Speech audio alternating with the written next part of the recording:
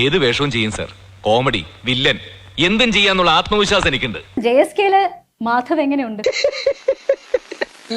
തലക്ക് സുഖല്ലേ? ഇതുപോലത്തെ ഒരു കോമഡി പീസ്. സത്യമൊന്നും ജയിക്കുന്ന സ്ഥലമല്ലേ കോടതി. കണ്ണിങ്ങനെ നീ വിറപ്പിക്കുന്ന നോട്ട് നോക്കണം. ഇത് മതിയോ? ഇദ്ദേഹത്തിന്റെ മാധവ് സുരേഷിന്റെ കാര്യം പറഞ്ഞു കഴിഞ്ഞാൽ ഇത് ഇപ്പോഴത്തെ സുരേഷ് ഗോപിയാണ്. അതാണ് പ്രശ്നം. Madhav is the toughest form of Nandagopan പത്രം. പിന്നെ എടാ വാസന വേണം.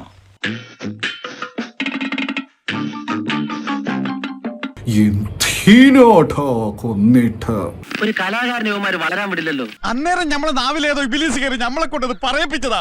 ഈ പരിപാടി വെച്ചിട്ടുള്ള ഡയലോഗ് ഡെലിവറി, മസിൽ പിടുത്തവും ചാട്ടവും എന്താ പുള്ളി കാണിക്കുന്നേ? എനിക്കിത് പറ്റുമെന്ന് തോന്നുന്നില്ല ഷാജേട്ടാ. എന്തിനാടാ കൊന്നിട്ട്? നമ്മൾ അനാഥരാണ്, പക്ഷെ ഗുണ്ടകളല്ല.